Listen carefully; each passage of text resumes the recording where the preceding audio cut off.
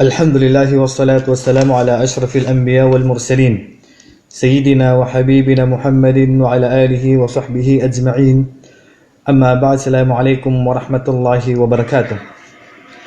Mga kapatid sa pananampalatayang Islam, sa mga kapatid natin na sumusubaybay sa ating mga tinatalakay tungkol po sa mga batas ng Islam, ngayon po ay dadako na tayo ngayon sa bagong paksa at ito po yung isa naman sa nahingi sa atin na talakayin at ito po yung batas ng Islam tungkol po sa pagbibinta sa pamamagitan ng online. Ito ay napaka-importante po sa ating mga kapatid, lalo na sa panahon natin ngayon na uso na po ngayon ng social media, kung saan marami na po tayo nakikita ngayon na mga page, group na ang kanilang pinag-uusapan ay tungkol po sa pagbibinta ng online. At hinihiling ko po sa inyo, inshallah, pakishare na lang po nang sa ganun ay makita rin po at mapanood po ng ating mga kapatid na nagbibinta ng online. Actually, matagal na po itong na hiling ng ating mga kapatid. Siguro baka hindi pa natalakay ng ating mga ibang mga scholar tungkol po sa bagay na ito. Lalong-lalo na po sa ngayon, napakarami po ngayon mga kapatid na nagbibinta po ng online. Mashallah, talagang napakarami po sa ating mga kapatid, sa mga kalalakihan, sa mga kababaihan ang nagbibinta sa pamagitan ng online, lalo na sa Facebook. So ano ba yung tama at maling pagbibinta online? Mayroong tama at mayroong mali na pagbibinta ng online. Ano nga ba ang kinakailangan na makumpleto ng isang tao sa pagbibinta sa pamagitan ng online? Dito kinakailangan natin makumpleto ang mga kondisyon sa pagbibinta ng online. Unang-una, sa mga kapatid natin na mahilig mag-post ng kanilang mga ibinibinta, ang mga picture ng cellphone, bawa ng ginto, o anumang mga uri ng ibinibinta, ipopost nila po yan sa Facebook. Pagkatapos ay mayroong sasabihin ng price, mayroong hindi sasabihin ng price, maliban kung ikakausapin mo siya ng private. Ang original na batas ng pagbibinta ay halal. Sabi ng Allah, wa ahallallahu al-bay'. Inihalal ng Allah ang pagbibinta. At ang original na batas sa pagbibinta ay halal. Yan pong original niya. So magiging haram ito kapag hindi natin masunod ang mga mababanggit natin. Unang-una, sa pagbibinta mga kapatid, kinakailangan ay maliwanag, malinaw na may ibinibinta. Hindi malinaw sa isang tao kung ano yung ibinibinta mo. Kinakailangan maliwanag, malinaw na may ibinibinta. Hindi sasabihin meron akong ibinibinta ganito tapos wala ka namang may pakita. So hindi pwede 'yon. Pangalawa, kinakailangan yung ibinibinta kaya niyang ibigay sa iyo. Kinakailangan ang ibibinta niya ay kaya niyang ibigay sa iyo. Hindi niya pwedeng ibinta ang hindi niya kayang ibigay sa iyo. Katulad na lang halimbawa, ibibinta niya yung isda na nasa dagat. Ibibinta niya yung ibon na lumilipad. So hindi na pwedeng ibinta 'yon. Pangatlo, kinakailangan ang kanyang ibibinta ay mayroong pakinabang. Hindi siya pwedeng magbinta ng walang pakinabang. Hindi siya pwedeng magbinta ng walang pakinabang. Pang-apat, kinakailangan yung ibibinta mo ay makita. Kinakailangan maipost mo, maipakita mo sa kanya yung kanyang picture. At 100% na walang duda doon sa ipapakita ninyong picture. Picture ng cellphone, picture ng ginto, picture ng sapatos, walang pandaraya na mangyayari. Kailangan totoo yung ipapakita ninyong picture. Hindi yung papakita niyo pagdating doon sa di-deliveran niyo, hindi pala ganun yung yung in-order niya. So hindi pwede 'yon. Kinakailangan kung ano yung nakita niya sa picture at kung ano yung napag-usapan ninyo, dapat yun ang may bibigay mo sa kanya. Hindi naman yung sinabi mo Nokia o kaya ay iPhone. Tapos sa original, pagdating sa kanya, hindi pala iPhone na original, kundi China. So hindi pwede yun. Panglima, kinakailangan yung ibibenta nyo po mga kapatid ay hawak po ninyo at pag-aari po ninyo. kinakailangan yung ibibinta ninyo ay inyong pag-aari. Ibig sabihin, ito gusto nating linawin. May mga kapatid tayong nagpo-post ng kanilang ibinibinta pero hindi nila pag-aari. Pipicturean nila sa mall, pipicturean nila sa mga tindahan, tapos ipopost nila. Tapos ibibinta nila yon. Sa ganung paraan na pagbibinta, pagkatapos mong ibinta ng ganun, sa ganitong paraan, pagkatapos pinabayad mo na sila, tinanggap mo na yung bayad, and then saka mo pa bibilhin yun, hindi tatanggapin sa Islam yun. Bawal yun. Dahil pinagbawal ng Propeta sallallahu alaihi wasallam ang pagbibinta ng hindi mo pa pag-aari. Sabi ng Propeta sallallahu alaihi wasallam sa hadith, man ibta'a ta'aman fala yabi'u hatta yaqbidahu. Ang sino mang magbinta ng pagkain ay huwag niyang ibibinta maliban sa kanya na. Sabi pa sa ibang hadith, la tabi' ma laysa 'indak. Huwag mong ibinta ang hindi mo pag-aari. So inuulit ko, yung mga nagbibinta na picture lang ang kinuha nila, pagkatapos ibibinta nila yon, and then yung kanilang mga buyers ay nagbayad na sa kanila through ATM, halimbawa, tinanggap na niya yung bayad, then saka pa niya bibilhin yung item, so hindi pwede yon. Hindi pwede yon kasi ibininta mo ang hindi sayo. Actually, sa pagbibinta ng hindi sayo, ay nagkaisa ang mga ulama, lalong-lalo na kapag pagkain. Kapag pagkain ang ibibinta mo na hindi mo papag-aari, ay nagkaisa ang mga ulama na ito ay ipinagbabawal. Yan po ay nabanggit ni Ibn al-Mundhir na nagkaisang mga ulama na bawal ibinta ang wala pa sa pag-aari mo. Pang-anim, ididetali natin insyaAllah. Pang-anim, kung kayo ay magbibinta, bawal ibinta online ang ginto at saka silver. Bawal ibinta online ang ginto at saka silver. So yung mga nagbibinta ng online ng ginto at saka silver sa paraan na ganito, hindi ko pa direktang sinabing bawal. Halimbawa, nagbayad na sila, pero yung ginto, sabihin natin yung ginto nasa sayo na. Halimbawa, yung ginto, itong ginto sa akin na. Tapos, ipapadala nila yung bayad. Maaaring ipadala yung bayad sa akin o kaya ipadala ko yung ginto muna. Parehong bawal lahat yun. Walang pwede dun sa dalawa. Ipadala man na sa akin muna ang bayad o ipadala ko muna yung ginto. Parehong bawal yun. Kasi ang ginto at saka silver, kinakailangan cash. On hand. Kung gusto nyo magbenta ng ginto at saka silver, kinakailangan may mautusan kayo na tao doon sa nag-order na siya yung magbibigay, sila yung magpalitan sa araw na yun. At huwag nyo ibibinta online na magpalitan na kayo sa online lang. Dapat maunawaan po na mabuti. Iba po ang batas na ginto at saka silver sa ibang mga item. Sa ibang item, sapatos, cellphone, pwede nyo ibinta yung cellphone na nasa sa inyo na, mauna yung cellphone o kaya mauna yung bayad, pwede lahat yun. Pwede lahat yun. Mauna mo na yung bayad, then ipadala mo yung cellphone.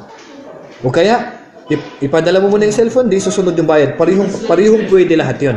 Pero yung ginto at saka silver, hindi pwede na babayaran na niya, then saka mo ipadala yung ginto. O kaya, kabaliktaran, ipapadala ko na yung ginto, and then ipadala niya yung pera. O kaya magsasabay silang dalawang padala, parihong bawal lahat yun. Bawal sa bintahan ng hindi on hand, hindi kaliwaan ang ginto at saka ang silver. So, ihiwalay niyo po yung batas ng ginto at saka ng silver. Nasabi ng ating mga kapatid na may mga nagbibinta pagkatapos nilang may pakita yung item sa kanilang mga buyers, pagdating doon sa bumili, iba yung binili niya sa in-order niya. Ano bang dapat? Bakit may pandaraya? Ang binili niya kulay ganito, pagdating sa kanya kulay itim, pagdating sa kanya kulay blue. Sabi niya, bakit kulay blue? Pagdating sa kanya original. Pag yung usapan nila made in USA. Pagdating sa kanya made in China. So ano bang dapat pag ganun? Sabi ng Propeta sallallahu alaihi wasallam, fa in sadaqa al-bay'ani bil khiyari ma lam yatafarraqa.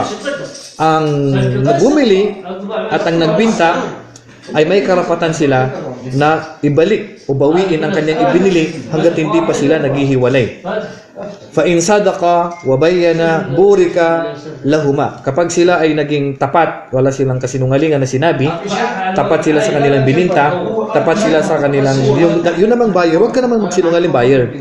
Ikaw rin na buyer, huwag ka rin magsinungaling. Sasabihin mo, bibilhin mo, pagdating sa'yo, hindi mo pala bibilhin. So, kasalanan yun. Hindi pwede na sasabihin mo, bibilhin mo, pagdating sa'yo ng item, hindi mo pala bibilhin.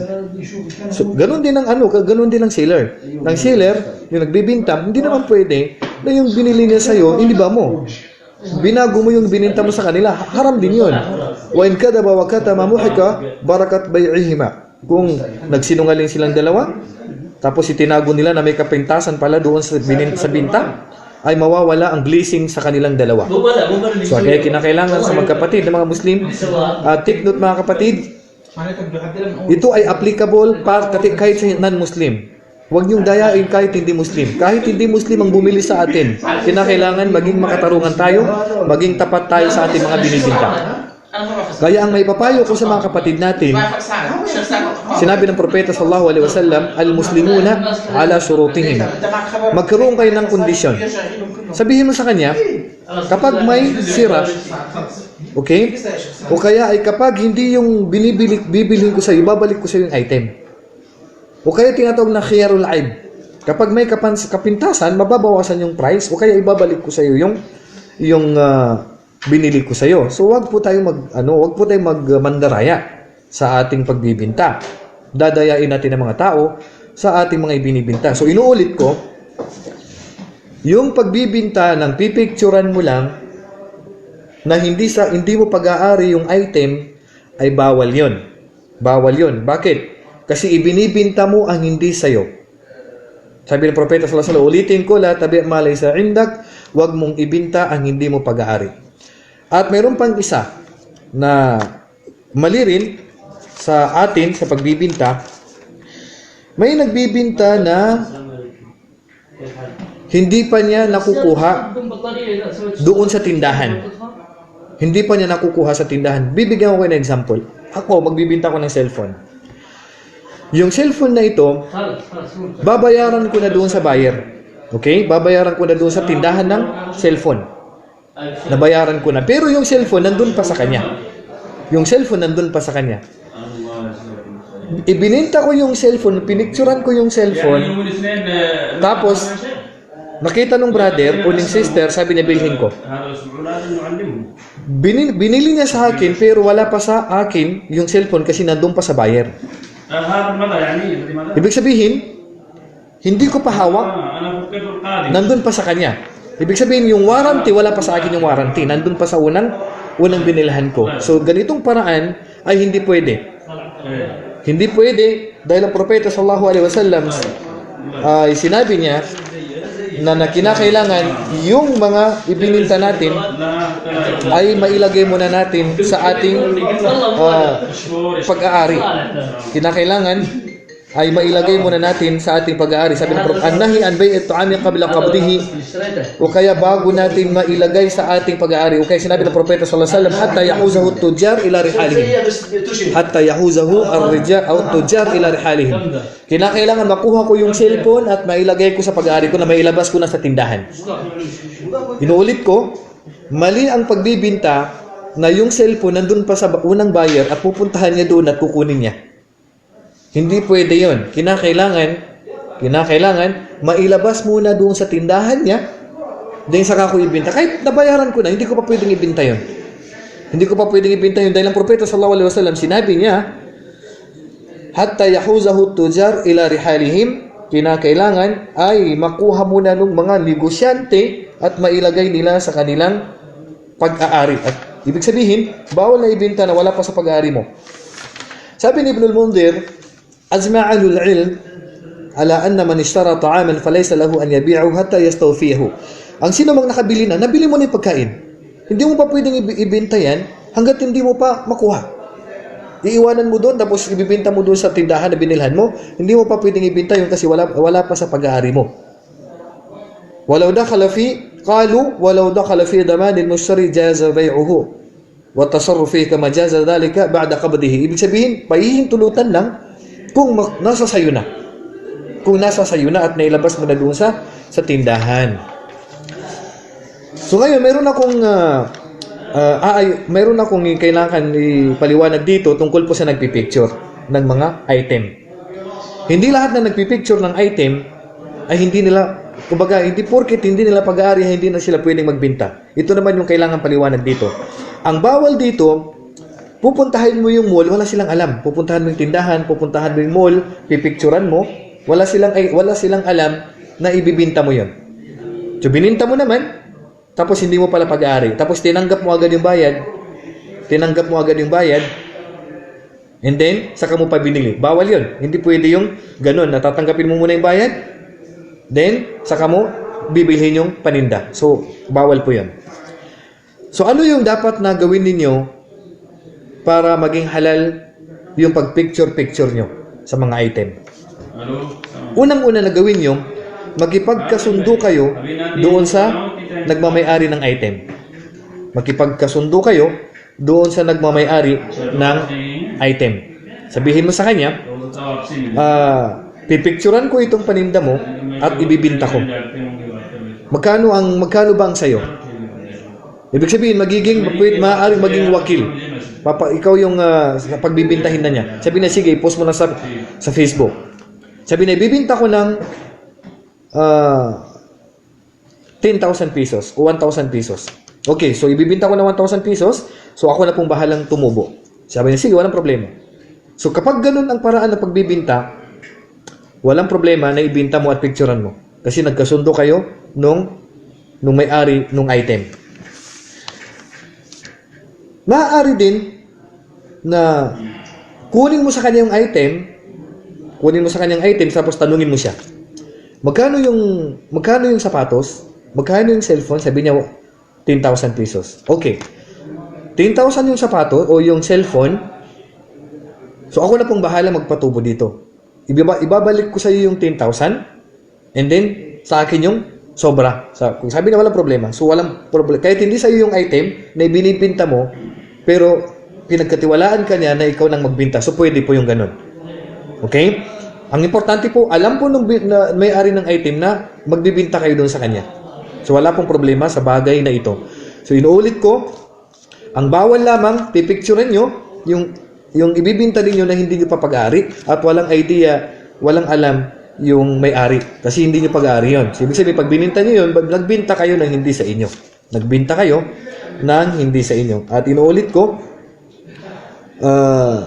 actually yung nabanggit ko sa inyo kanina na kukunin ko sa may-ari yung item, tapos ibibinta ko yung cellphone, kukunin ko sa kanya yung cellphone, kukunin ko sa kanya yung sapatos, tapos ipopost ko sa Facebook.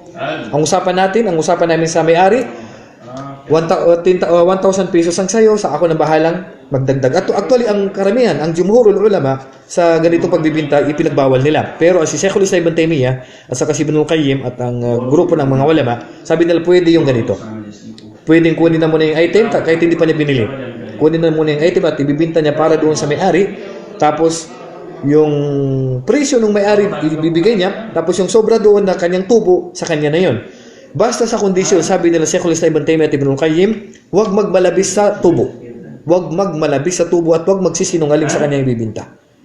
Nasa pagagandahin yung picture, gagamitin ng 360, na ang ganda-ganda ng itsura ng binta niya. Yung pala, pagdating doon sa may-ari, pagdating sa buyer, nagsisi, sabi niya, anong klaseng cellphone to? Bakit pangit? Bakit may problema?